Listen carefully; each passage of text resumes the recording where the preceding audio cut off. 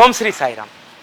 ఈరోజు మనము సాయి భక్తి సామ్రాజ్యానికి ఆచార్యురాలైనటువంటి శ్రీ రాధాకృష్ణాయి తమ్ముడికి సంబంధించినటువంటి వారి వారసుల వద్దకు మనం వెళ్తున్నాం.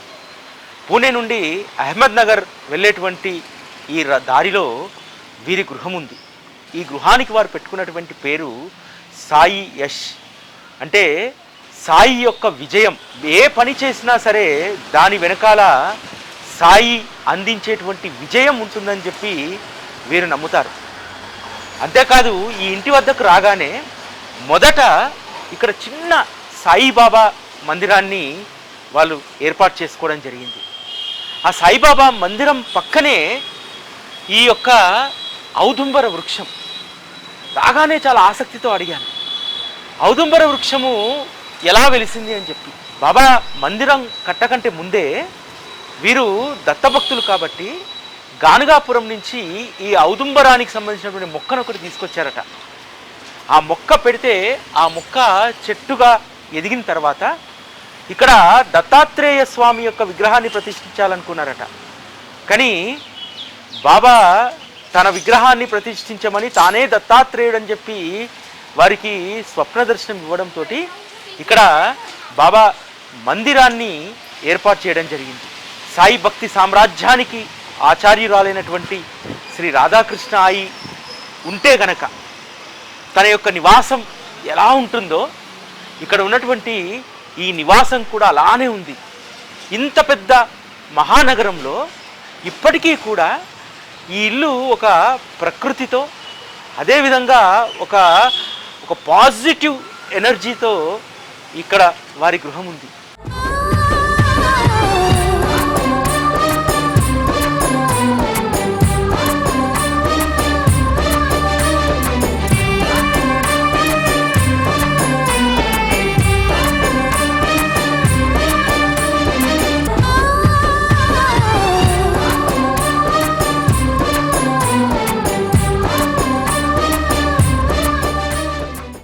చరిత్రలో అనేక మంది యోగులు, మహాత్ములు, పరమాత్మ తత్వంతో కూడినటువంటి సత్పురుషులు అనేక మంది వెలిశారు. కానీ సాయిబాబాకు దక్కిన కీర్తి, అంత మహిమ ఇంకా ఏ మహనీయుడికి ఆ కాలంలో దక్కలేదంటే అది అతిశయోక్తి కాదు.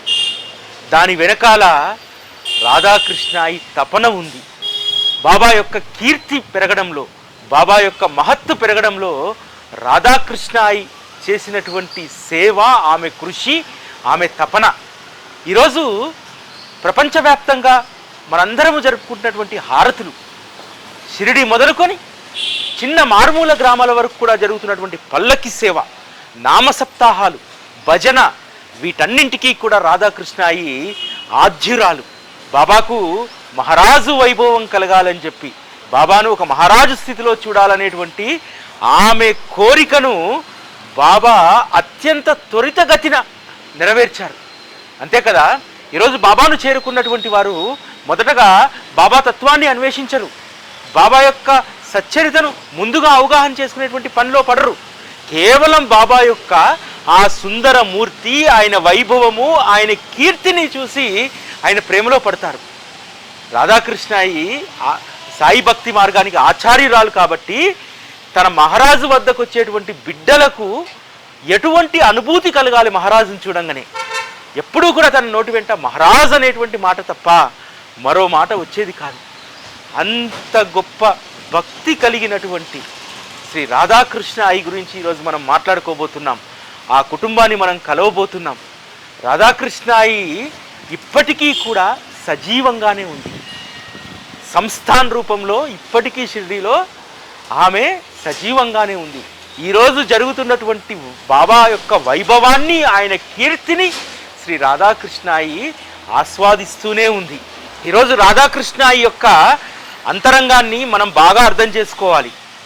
ఈరోజు ప్రతి మందిరంలో జరిగేటువంటి వైభవం వెనుక రాధాకృష్ణాయి ఉంటుంది. దానికి మీకు ఒక నిదర్శనం చెప్తాను. సాంగ్లీ జిల్లాలో ఒక చిన్న బాబా మందిరం కట్టుకొని నిర్వహిస్తున్నారు. కానీ అక్కడ బాబా మందిరానికి పెద్దగా ఆదాయ వనరులు లేవు, పెద్దగా ఎటువంటి డొనేషన్స్ లేవు. కానీ మందిరం కట్టారు, కానీ దాని నిర్వహణ చాలా ఇబ్బందికరంగా మారింది. కనీసం బాబాకు వారానికి ఒకసారి గురువారమైనా సరే నూతన వస్త్రం కూడా కట్టేటువంటి పరిస్థితి లేదు. ఒకరోజు ఆ మందిరం నిర్వహించేటువంటి వ్యక్తి స్వప్నంలోకి వెళ్ళి ఒక తెల్ల చీర, బ్లూ కలర్ అంచు ఉన్నటువంటి ఆ చీరను ధరించినటువంటి ఒక స్త్రీ స్వప్నంలో చెప్తుంది, నీవు ఒక పూట భోజనం మానైనా సరే మహారాజుకు ప్రతి వారము నూతన వస్త్రము మాల వెయ్యి అని చెప్తుంది. తనకు అర్థం కాదు. తర్వాత షిరిడీ వెళ్ళి ఒక భక్తుని అడిగితే తను చెప్తాడు, అయ్యా నీ స్వప్నంలోకి వచ్చింది ఎవరో కాదు, రాధాకృష్ణ అయ్యి ఆమె మహారాజుకు గొప్ప వైభవం ఉండాలని చెప్పి కోరుకుంది, కాబట్టి నువ్వు ఖచ్చితంగా ఆమె చెప్పినట్టు వ్యవహరించు అని చెప్తారు. అప్పటి నుండి అతను తన ఖర్చుల్లో కొంత భాగాన్ని తగ్గించుకొని ప్రతి గురువారము కూడా బాబాకు నూతన వస్త్రం, మాల ఇవన్నీ కూడా ఎటువంటి లోటు లేకుండా చేయడం ప్రారంభించారు. మీరందరూ కూడా వరాల సాయి మందిర నిర్వహణను చూస్తే మీకు అర్థమవుతుంది కదా, ప్రతిసారి కూడా బాబాకు ఒక ప్రత్యేకమైనటువంటి అలంకరణ, ఆయనకు కప్పేటువంటి వస్త్రం కొన్ని సందర్భాల్లో ప్రత్యేకంగా కస్టమైజ్ చేసి ప్రత్యేకంగా రూపొందించినటువంటి వస్త్రాలను కడతాం. హోలీ పండుగ రోజు బాబాకు మల్లెపూల డ్రెస్సులు వేస్తాం. ఇట్లా ఎందుకు ఇటువంటివన్నీ చేయాల్సి వస్తుంది? ఇవన్నీ చేస్తే రాధాకృష్ణ అయి సంతోషిస్తుంది, బాబా సంతోషించడు. రాధాకృష్ణ అయి కోసం, ఎందుకంటే మహారాజు ఎక్కడ ఉన్నా సరే ఆయనకి ఏ లోటు ఉండకూడదు, మహారాజు ఎక్కడున్నా సరే ఆయనే గొప్పగా ఉండాలని, వైభవం గొప్పగా ఉండాలని చెప్పి ఆమె కోరుకుంటుంది. కాబట్టి రాధాకృష్ణ అయికి సాయి భక్తి మార్గంలో ఒక ప్రత్యేకమైనటువంటి స్థానం ఉంది. రాధాకృష్ణ అయి మీరు కట్టినటువంటి ప్రతి మందిరం, మీరు బాబాకు ఇంట్లో చేసేటువంటి ప్రతి సేవను ఆమె గమనిస్తూ ఉందనేటువంటి విషయాన్ని మీరు తప్పక గ్రహించండి. బాబాకు నైవేద్యం పెట్టకపోతే, బాబాకు పూలమాల వేయకపోతే, బాబా పట్టను అశ్రద్ధ చేస్తే రాధాకృష్ణ అయి మనస్సు నొచ్చుకుంటుంది. ఈ విషయాన్ని మీరు అందరూ గుర్తుపెట్టుకోండి. ఇప్పుడు రాధాకృష్ణ అయికి సంబంధించినటువంటి వారి యొక్క తమ్ముడైనటువంటి గోపీనాథ్ క్షీరసాగర్, గోపీనాథ్ క్షీరసాగర్ యొక్క మనవరాలు ఈ గృహంలో నివసిస్తున్నారు. ఇప్పుడు వారి గృహంలోకి వెళ్ళి రాధాకృష్ణ అయికి సంబంధించినటువంటి విశేషాలను మనం ఇంకొన్ని తెలుసుకుందాం.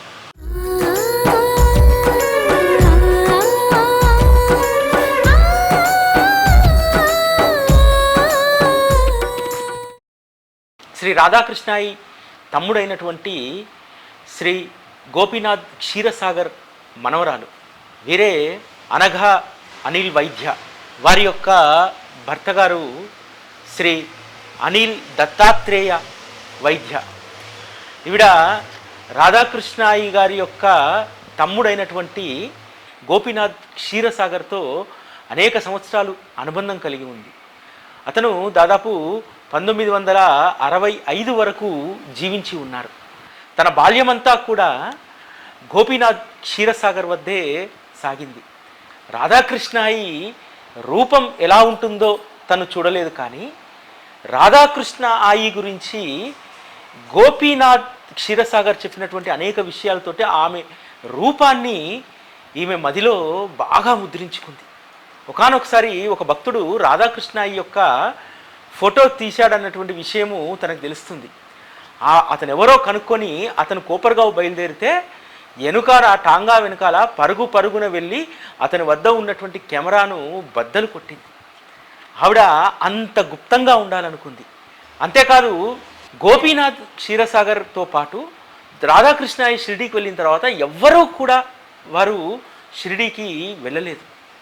ఎందుకంటే రాధాకృష్ణ అయి షిరిడీకి వెళ్ళిన తర్వాత ఆ 5.5 అడుగుల ఎత్తు ఉన్నటువంటి ఆ దివ్యమంగళ రూపాన్ని చూసిన తర్వాత తన గమ్యస్థానం అదేనని భావించింది.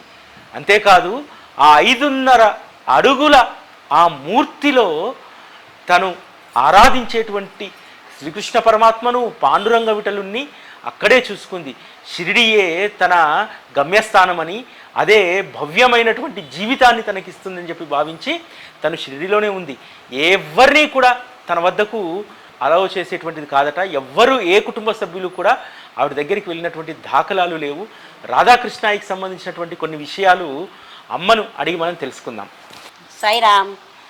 गोपीनाथ क्षीरसागर मेरे माताजी के पिताजी थे, यानी मेरे नाना जी थे। वे लोग अहमदनगर में आनंदी बाज़ार में रहते थे। उनको बाला साहेब देशपांडे उनके मामा जी और राधा कृष्ण आई बहुत छोटी उम्र में ही शादी हो गई और उनको उनके पति का देहांत होने के कारण बाला साहेब देशपांडे ने उनको उपासनी महाराज के यहाँ उनके मठ में भेजा था। गोपीनाथ क्षीरसागर मेरे माताजी के पिताजी थे और उन्होंने हमको राधा कृष्ण आई के बारे में बताया था। राधा कृष्ण आई ने फिर शिरडी में साईं बाबा ने उनको बुलाया और शिरडी में रहे और साईं बाबा की सेवा की। रोज़ सुबह उठ के वो रास्ता पूरा बाबा जहाँ से जाते थे द्वारका माई से चावड़ी तक वो सब उन्होंने झाड़ना, उधर सब पानी डाल के सजाना, रंगोली बनाना, ये सब बातें राधा कृष्ण आई ने की। और रामनवमी के उत्सव उन्होंने शुरुआत करने के लिए कहा था। उनके झोपड़ी को यानी उनके घर को साईं बाबा पाठशाला बोलते थे और जो भी कुछ भक्त आते थे तो उनको राधा कृष्ण आई के पाठशाला में जाने के लिए भेजते थे और वहाँ जा कर के वो राधा कृष्ण आई की सेवा देख करके बाबा की सेवा का वहाँ से उनको अनुशासन से मिलता था। तो इस प्रकार से राधा कृष्ण आई को बाबा ने अपना भक्त बना के रखा और इसी प्रकार से उन्होंने अपनी पूरी ज़िंदगी में साईं बाबा के चरणों में सेवा की, लेकिन वे कभी भी बाबा के सामने नहीं आए। हर उत्सव में भोग लगाने के लिए पकवान बनाना और सबको शिस्त से भजन कीर्तन सारे बातों का उन्होंने ज्ञान दिया। इस प्रकार से हमें अभिमान है कि हम साईं भक्त जो राधा कृष्ण आई थी उनके कुटुंब से है। उनके आशीर्वाद से आज हम साईं बाबा की सेवा कर रहे हैं। दुनिया के अंत तक ऐसी ही सेवा बाबा की कृपा से आशीर्वाद से चलती रहे, यही मेरी बाबा के चरणों में विनंती है।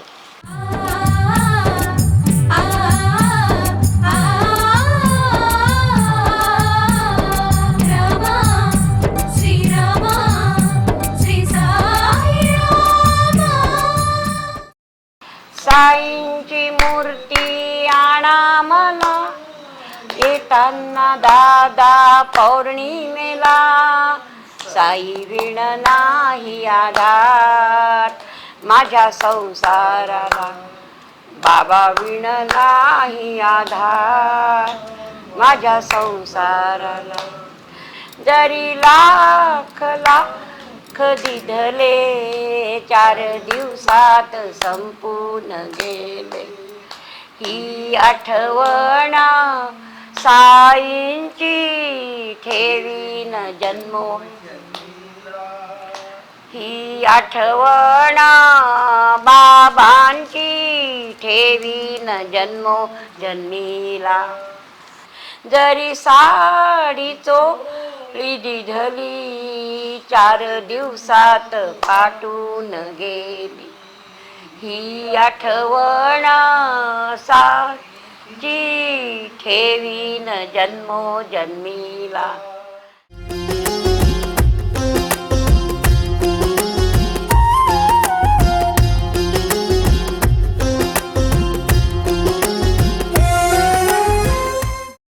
మీ అందరికీ అర్థమైందా వారేం పాడారో?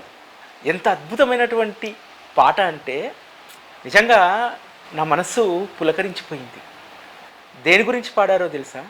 శ్రావణ పౌర్ణమి, రాఖీ పౌర్ణమి వస్తుంది కదా. రాఖీ పౌర్ణమికి ఒక అన్నకు వినతి చేస్తుంది చెల్లె ఈ పాట ద్వారా. అన్నా, నువ్వు రాఖీ పౌర్ణమికి వచ్చేటప్పుడు చీర తెచ్చావనుకో అది కొన్ని రోజుల తర్వాత చిరిగిపోతుంది, డబ్బులు ఇచ్చావనుకో కొన్ని రోజులకు కరిగిపోతుంది, నువ్వు ఏ వస్తువు ఇచ్చినా అది నిలవదు అన్నా. వచ్చేటప్పుడు పౌర్ణమికి వచ్చేటప్పుడు బాబా మూర్తిని తీసుకురా, అది మాత్రమే నాతో జన్మజన్మలుగా ఉంటుంది అని చెప్పి ఆవిడ పాడినప్పుడు నా మనసు పులకరించిపోయింది. సాయి టీవీ గుర్తొచ్చింది. నా జీవితానికి సంబంధించి ఏది శాశ్వతము అని చెప్పడానికి బాబా ఈరోజు ఆమెతోటి ఈ పాట పాడించారు. జీవితంలో ఏది ఉన్నా సరే అది తరిగిపోవడానికి మాత్రమే. శాశ్వతంగా ఉండేటువంటిది ఒక్క సాయిబాబా మాత్రమే. అందుకనేనేమో బాబా శ్రావణ పౌర్ణమి రోజు, రాఖీ పౌర్ణమి రోజు మాకేమొద్దు బాబా, ఒక్క సాయి టీవీ చాలు, ఒక్క నీ చరణాలు చాలు అన్నట్టుగా ఆయన వచ్చి మనందరి ముందు కొలువయ్యారు. నిజంగా ఈ పాట పాడినప్పుడు నా మనస్సు పులకరించిపోయింది. సత్యాన్ని బాబా ఇక్కడ బోధించారు. ఆవిడ ఒక మాట చెప్పారు, రాధాకృష్ణాయి రూపాన్ని చూడలేదు కదా, గోపీనాథ్ క్షీరసాగర్ చెప్పినటువంటి మాటలు మీకేమైనా ఆమె రూపం ఏమైనా మనసులో ముద్రించకపోయిందా అంటే, లేదు, సాయి సచ్చరిత చదువుతున్నప్పుడు అక్కడ వర్ణించేటువంటి ప్రతి దాంట్లో రాధాకృష్ణాయి కనిపిస్తుంది. ఈరోజు షిరిడీకి వెళ్ళినప్పుడు చూసినటువంటి దాంట్లో ప్రతి దాంట్లో రాధాకృష్ణాయి కనిపిస్తుంది. సభామండపంలో రాధాకృష్ణాయి కనిపిస్తుంది. ద్వారకామయిలో రాళ్ళ చదును చేసినప్పుడు, దాన్ని జీర్ణోద్ధరణ చేసినప్పుడు, ఆ కథ చదివినప్పుడు రాధాకృష్ణాయి కనిపిస్తుంది. తర్వాత లెండి తోటని చూసినప్పుడు, బాబా నడిచేటువంటి ఆ వీధులు, ఆ పల్లకి ఉత్సవం చూసినప్పుడు, ఆ పల్లకి రహదారిని చూసినప్పుడు, చావడిని చూసినప్పుడు రాధాకృష్ణాయి కనిపిస్తుంది. రాధాకృష్ణాయికి రూపం లేదని ఎవరు చెప్పారు? షిరిడిలో ఉన్నటువంటి అణువణువులో రాధాకృష్ణాయి రూపం ఉందని చెప్పి ఆవిడ చెప్పడం జరిగింది. నిజంగా రాధాకృష్ణాయి ముఖ చిత్రం లేదనో, రాధాకృష్ణాయి ఫోటో లేదనో, ఆమె రూపం తెలియదనో మనం ఎవరూ బాధపడాల్సినటువంటి అవసరం లేదనేటువంటి విషయాన్ని చెప్పింది. సచ్చరిత చదువుతున్నప్పుడు సచ్చరితలో మనం చదివేటువంటి రామనవమిలో రాధాకృష్ణాయి ఉంది. అదేవిధంగా గురు పౌర్ణమి ఉత్సవంలో రాధాకృష్ణాయి ఉంది. గురు పౌర్ణమికి, తొలి గురు పౌర్ణమికి 1909లో జూలై 3వ తేదీ వస్తుంది. ఆ రోజు పూజా సామాగ్రి ఏమీ సిద్ధంగా ఉండదు, అప్పటికప్పుడు అనుకుంటారు. రాధాకృష్ణాయి వెంటనే పూజా సామాన్ రెడీ చేసి నూల్కర్కు పంపిస్తుంది కదా.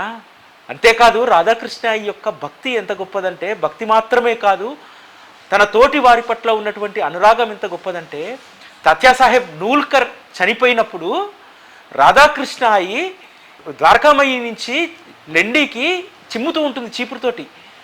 ఆ చీపురు పట్టుకొని శ్మశానానికి వెళ్ళి నూల్కర్ దేహం మీద పడి ఏడుస్తుంది, నా తల్లి యొక్క గారాల బిడ్డ వెళ్ళిపోయాడు అని చెప్పి. అంతేకాదు, రాధాకృష్ణాయికి వామన్రావు పట్ల, రేగే పట్ల ఎంత గొప్ప ప్రేమ ఉండేది.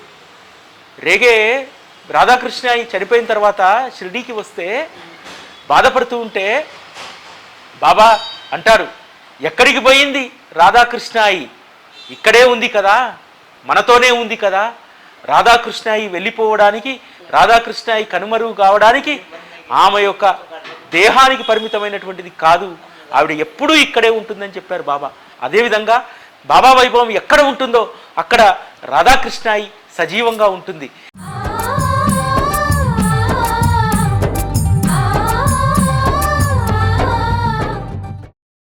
यानी जब मैं वो साई सच्चरित पढ़ती हूँ तब मुझे एक ऐसी लेडी दिखती है, नौवार साड़ी पहने हुई और पूरी तरह से श्रद्धा युक्त साई की चरणों में वो सारा अपना सेवा कर रही है। कभी मुझे वो यानी कुछ ऐसे भक्तों को खाना देते हुए दिखती है, और कभी मुझे साई बाबा का आंगन झाड़ते हुए, वो सजाते हुए, और वो उसी प्रकार से पूरा मंडप सजाने का ये सब बातें मुझे ऐसा रियलाइज़ होता है कि कर रही है। నేను బయట ఇంట్రడక్షన్ రిమార్క్స్లో చెప్పడం జరిగింది కదా, రాధాకృష్ణాయి బాబా వైభవం ఎక్కడుంటే రాధాకృష్ణాయి అక్కడ ఉంటుందని చెప్పి. అమ్మ చెప్పినటువంటి దానికి నిజంగా బాబాయే ఆ మాట పలికించాడనిపించింది. ఏం చెప్పింది అమ్మ? రాధాకృష్ణాయి రూపం లేదు, కానీ రాధాకృష్ణాయి షిరిడీలో సచ్చరితలో అణువణువున రాధాకృష్ణాయి ఉంది. ఇప్పుడున్నటువంటి బాబా వైభవంలో రాధాకృష్ణ ఆయి ఉందని చెప్పి చెప్పడం జరిగింది. నిజంగా ఈరోజు గొప్ప అదృష్టం. ఎన్నో రోజుల నుంచి ఒక తపన, రాధాకృష్ణాయి రూపం ఎలా ఉంటుందని చెప్పి. రాధాకృష్ణాయి రూపం ఎలా ఉంటుందని దానికి ఈరోజు ఇక్కడ సమాధానం దొరికింది. ఆ సమాధానం మీకు కూడా అందరికీ మీ మనసుల్ని సమాధానపరిచిందని చెప్పి నేను అనుకుంటాను. రాధాకృష్ణాయి ఈరోజు బాబా వైభవం ఎక్కడ ఉంటే రాధాకృష్ణాయి అక్కడ ఉన్నట్టే. బాబాను మనం ఎంత గౌరవిస్తే, బాబా పట్ల మనకి ఎంత శ్రద్ధ ఉంటే అంతగా రాధాకృష్ణాయి సంతోషిస్తుంది. రాధాకృష్ణాయికి మనం ఇచ్చేటువంటి అద్భుతమైనటువంటి నివాళి ఏది అంటే బాబా పట్ల భక్తి శ్రద్ధలు కలిగి ఉండడమే రాధాకృష్ణ ఆయికి ఇచ్చేటువంటి గొప్ప నివాళి. ఈరోజు గురు పౌర్ణమి సందర్భంగా మనం రాధాకృష్ణ ఆయి సంబంధికుల ఇంటికి రావడం నిజంగా మన యొక్క అదృష్టం. ఈరోజు అనేక విషయాలు వీరి నుండి గ్రహించాం. రాధాకృష్ణ ఆయి ఎలాగైతే గుప్తంగా ఉందో ఈ కుటుంబం కూడా అలానే ఉంది. అడిగాను, అనగా అమ్మని అడిగితే రాధాకృష్ణ అయ్యే అంత గుప్తంగా ఉంటే మనం ఎంత గుప్తంగా ఉండాలని చెప్పి రాధాకృష్ణ అయ్యి తమ్ముడు గోపీనాథ్ క్షీర్ సాగరు కుటుంబ సభ్యులకు చెప్పాడట. ఎక్కడా కూడా ఆవిడ గురించి మనం ప్రస్తావించవద్దు, ఎక్కడా కూడా ఆమెకు మనం ప్రచారం కల్పించొద్దు. బాబా ఏ విధంగా అయితే గుప్తంగా రాధాకృష్ణ అయ్యని ఉంచారో అంతే గుప్తంగా మనం ఉంచాలని చెప్పి. ఎందుకంటే రాధాకృష్ణ అయ్యకి ఎంత గొప్ప పరిణితి అంటే షిరిడీకి వెళ్ళి బాబా యొక్క దేహాన్ని, ఆ దివ్యమంగళ రూపాన్ని చూసిన తర్వాత విశ్వంలో ఉన్నటువంటి శక్తి అంతా ఆ దేహంలోనే దాగి ఉంది, విశ్వశక్తి అంతా దాగి ఉన్నటువంటి దేహం నిలిచిన చోటే నేను నిలిచిపోవాలని చెప్పి ఆవిడ అక్కడ నిలిచిపోయారు. రాధాకృష్ణ సేవ గురించి మాట్లాడుకోవాలంటే బాబాకు కొండాజీ లాల్బాయ్ అనేటువంటి వ్యక్తి పాన్లు ఇచ్చేటువంటి వాడు. కొద్ది రోజుల తర్వాత అతను షిరిడి నుంచి వెళ్ళిపోవడంతో బాబాకు పాన్లు ఇచ్చేటువంటి వారు ఎవరు లేరు.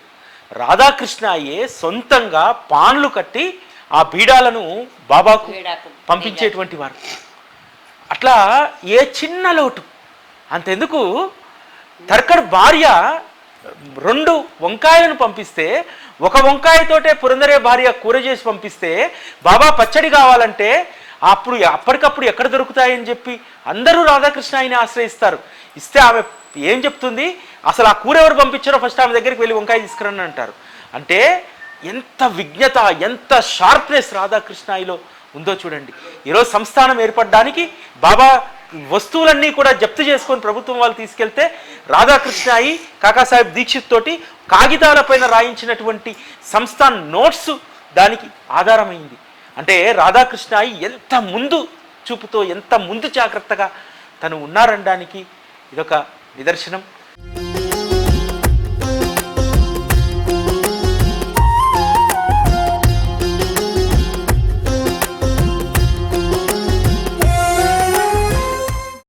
राधा कृष्ण आई ने अपनी पूरी जिंदगी तक साईं बाबा की सेवा, उनके चरणों में अपना जीवन सेवा में लगा के जीवन इसी प्रकार से जिया. बहुत ही पवित्र आत्मा जो साईं बाबा के साथ में इस प्रकार से भक्ति करके उनका जो जीवन वहाँ था शिरडी में, उसका हमको बहुत बहुत आशीर्वाद है. और उसी कारण आज हम सब साईं बाबा के चरणों में भक्ति करते हैं.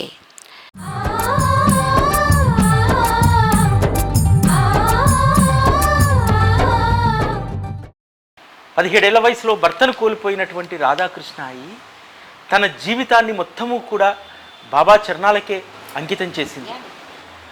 ఆ విధంగా సాయి భక్తి సామ్రాజ్యంలో బాబా పట్ల ఏ విధంగా భక్తి శ్రద్ధలు ఉండాలనేటువంటి దాంట్లో ఆవిడ మనందరికీ కూడా ఆచార్యురాలు. ఆ ఆచార్యురాలు మనకు చూపినటువంటి మార్గంలో మనం అందరము కూడా నడుచుకోవాలి.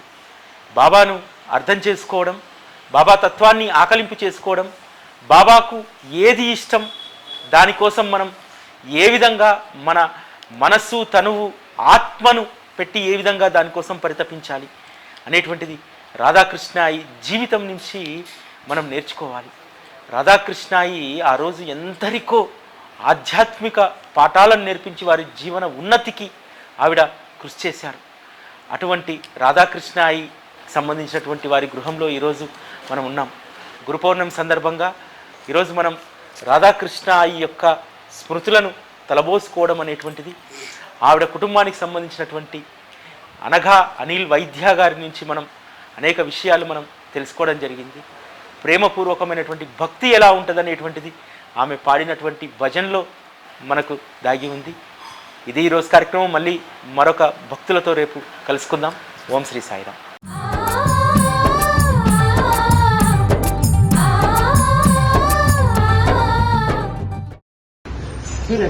రాధాకృష్ణాయి శ్రీరామనవమికి ఇదే సొంటి ప్రసాదం చేసి పెట్టేవారట. అందుకని ఈ సొంటి ప్రసాదాన్ని ఇచ్చారు. సాయిరామ్.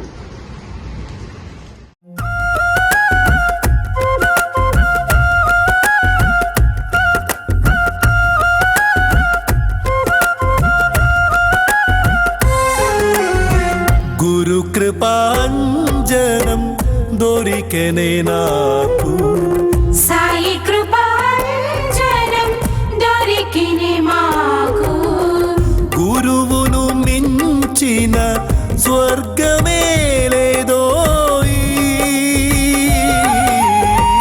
గురువును మించిన స్వర్గమే లేదోయ్, గురు కృపాంజనం దొరికెనే నాకు.